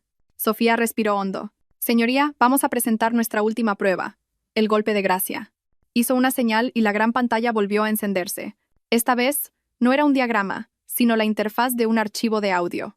Esta es la grabación de una llamada, dijo Sofía, su voz resonando en el silencio entre don Javier Soler y mi cliente, la señora Fuentes, grabada legalmente en el domicilio de la señora Fuentes, la misma noche que el señor Soler envió a unos matones a arrojar pintura y amenazarla. Vi a Javier temblar de pies a cabeza. Empezaba a darse cuenta de qué se trataba. Se reprodujo la grabación. El rugido enloquecido de Javier llenó la sala. «Lo has visto ya, ¿eh? ¿Quieres morir?», Te lo advierto, Isabel. O retiras la denuncia o te mueres. El abogado de Javier intervino a toda prisa. Señoría, son solo palabras dichas en un momento de ira. No pueden. Ruego a su señoría que escuche hasta el final, le interrumpió Sofía. El audio continuó. Tras los rugidos de Javier se oyó mi voz, temblorosa pero clara. ¿Cómo puedes ser tan cruel? Me has destrozado la vida. Y entonces la voz de Javier, el grito de un demonio que sentenció su propio destino. ¿Cruel? He tenido que aguantarte durante años. Te di pastillas durante años para que no pudieras parir, ¿entiendes? Mujer inútil. Si no puedes parir, no tienes ningún derecho en esta casa. Me casé contigo solo porque eras tonta y tenías el dinero de tu padre. Silencio. Un silencio absoluto espeluznante envolvió la sala. Oí las exclamaciones ahogadas de los periodistas. El juez, un hombre mayor que había mantenido un rostro impasible durante todo el juicio, estaba atónito, con los ojos muy abiertos. El abogado de Javier se hundió en su silla, pálido como un cadáver. Javier escuchó su propia voz. Levantó la cabeza de golpe, sus ojos inyectados en sangre. Se dio cuenta de que lo había confesado todo, el crimen más abominable. «No», gritó de repente un alarido salvaje. «No soy yo. Me has tendido una trampa. Es un montaje. Ese no soy yo. Es una trampa». En un ataque de locura, se abalanzó hacia mí, intentando saltar la barrera policial. «Zurro, te voy a matar. Te voy a matar». Los agentes lo redujeron al instante, tirándolo al suelo. Él no dejaba de forcejear, gritando como un animal enloquecido. La sala era un caos. El juez golpeó con fuerza el mazo sobre la mesa. El sonido seco resonó. «Orden, orden, saquen al acusado de la sala». Se llevaron a Javier a rastras, pero sus maldiciones y sus gritos de odio seguían oyéndose. Me quedé sentada, apretando la mano de Sofía. Su abogado no dijo una palabra más. Se quedó allí, recogiendo sus papeles, con el rostro desencajado de un hombre derrotado. Sabía que ninguna defensa podía salvar un crimen confesado por su propio autor. El juez declaró un receso para deliberar. Sofía, Mateo y yo salimos al pasillo. Los periodistas se abalanzaron sobre mí como un enjambre. Decenas de micrófonos apuntaban a mi cara. «Señora Fuentes, ¿confirma que lo que dijo el señor Soler es cierto? ¿Cuánto tiempo estuvo siendo envenenada? ¿Cómo se siente ahora?» Sofía y Mateo me protegieron. «Por favor, un poco de respeto. No haremos declaraciones hasta que haya una sentencia». Nos llevaron a una sala de espera privada.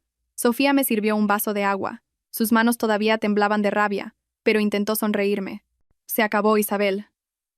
Lo has conseguido. Ese monstruo va a pagar». Asentí, pero no me sentía feliz. Solo sentía un vacío, como si un tumor que había crecido en mi interior durante 10 años finalmente hubiera sido extirpado.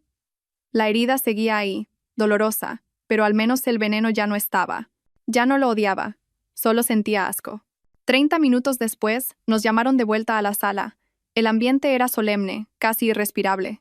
El juez, en nombre del tribunal, comenzó a leer la sentencia. Su voz era clara, cada palabra un martillazo de la justicia. Tras examinar todo el expediente, las pruebas aportadas y el desarrollo de la vista oral dijo: este tribunal acuerda. 1. En cuanto a la relación matrimonial, se estima íntegramente la demanda de divorcio de la demandante, doña Isabel Fuentes. 2. En cuanto a la culpa en la ruptura matrimonial, se determina que el demandado, don Javier Soler, es el único y total culpable de la disolución del matrimonio. Su conducta, que incluye adulterio grave, un plan de alzamiento de bienes y, especialmente, un acto de violencia de género continuada, atentando contra la salud de su esposa mediante un envenenamiento sistemático, es inadmisible y constituye una grave violación de la ley y la moral social. Respiré hondo. 3. En cuanto al reparto de bienes, y dado que el señor Soler es el único culpable y ha actuado con la intención de desviar el patrimonio, este tribunal decide que la totalidad de los bienes gananciales se repartirán protegiendo de forma absoluta a la parte perjudicada, la señora Fuentes. Se le adjudica a la señora Fuentes el 70% del patrimonio ganancial, incluyendo su participación accionarial en el Grupo Soler.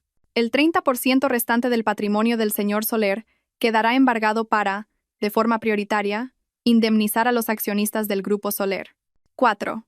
En cuanto a los bienes de origen ilícito, la totalidad de los 15 millones de euros, así como los inmuebles y vehículos a nombre de la señorita Valeria Sanz, se declaran como patrimonio obtenido a través de un delito, con origen en el desfalco del Grupo Soler. El tribunal colaborará con la autoridad judicial competente para su total recuperación y devolución al grupo. 5. El juez hizo una pausa, mirando los papeles. La totalidad de este expediente, incluyendo las pruebas de desfalco, blanqueo de capitales y, especialmente, el delito de lesiones por envenenamiento y el delito de amenazas de muerte gravadas, será remitida de inmediato a la jurisdicción penal para la incoación del correspondiente procedimiento y su enjuiciamiento conforme a la ley.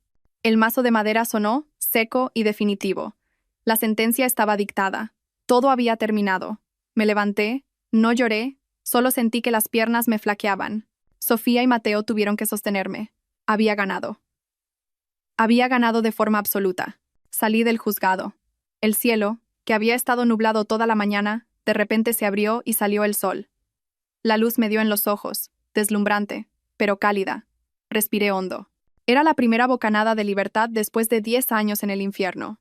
La sentencia de mi divorcio fue una bomba que estalló en todos los medios. Nunca un divorcio de un empresario había tenido tantos detalles trágicos e indignantes. La frase envenenar a su esposa con anticonceptivos se convirtió en el titular más candente durante semanas, desatando una ola de furia en la opinión pública. 3 meses después, se celebró el juicio penal contra Javier Soler. No fui. No quería volver a verle la cara nunca más. Mateo y Sofía me representaron como parte perjudicada. Con las pruebas irrefutables de los extractos del banco suizo, la confesión de El Cicatriz, que decidió colaborar para reducir su condena, y sobre todo, la grabación de su propia confesión, Javier no tuvo escapatoria. El resultado fue una condena de 12 años de prisión, una pena acumulada por los delitos de apropiación indebida, blanqueo de capitales y lesiones graves, con los agravantes de parentesco, premeditación y alevosía. 12 años. Su brillante carrera había quedado oficialmente enterrada entre 4 muros de piedra. Sofía me contó que, al oír la sentencia, Javier ya no gritó. Se quedó en silencio y luego rompió a llorar como un niño. Pilar, que también estaba presente, se desmayó en plena sala y tuvo que ser evacuada en ambulancia. Recibí la noticia sin que se me alterara el pulso. Era el precio que tenían que pagar. El karma no perdona a nadie. En cuanto al Grupo Soler, esa fue otra batalla. Con Javier destituido y yo como accionista mayoritaria junto al señor Vargas, que fue elegido presidente, tardamos casi un año en limpiar el desastre que Javier había dejado. Tuvimos que liquidar los proyectos fantasma, reestructurar todo el sistema financiero, renegociar con los bancos y, lo más importante, recuperar la confianza de los inversores y los empleados. Fue un año increíblemente duro. Puse en práctica todos mis conocimientos financieros, trabajando día y noche con el señor Vargas. Pero esta vez no lo hacía por un hombre, sino por el legado de mi padre y por el sustento de miles de personas. Poco a poco, el Grupo Soler se estabilizó. Las acciones empezaron a subir, los socios volvieron. El barco hundido había sido reflotado. Valeria tampoco escapó.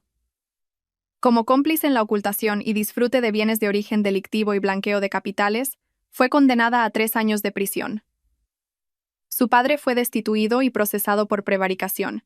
Su sueño de ser señora determinó en una celda. Dicen que el día que la subieron al furgón policial, no dejaba de gritar que era inocente, que Javier la había engañado. Pero ya era demasiado tarde. Una vez que el Grupo Soler estuvo completamente estabilizado, decidí dimitir del comité de supervisión. No quería tener más vínculos con ese lugar. Estaba lleno de demasiados recuerdos dolorosos. Vendí la mayor parte de mis acciones, conservando solo una pequeña parte como recuerdo de mi padre. Me convertí en una mujer muy rica, con cientos de millones de euros. Pero para mí, ese dinero solo era una indemnización. No podía comprarme mis 10 años de juventud, ni al hijo que me habían robado. Vendí esa villa fría, corté todo contacto con la familia de Javier y empecé una nueva vida. Un año después del juicio penal, estaba sentada en una pequeña cafetería en Granada.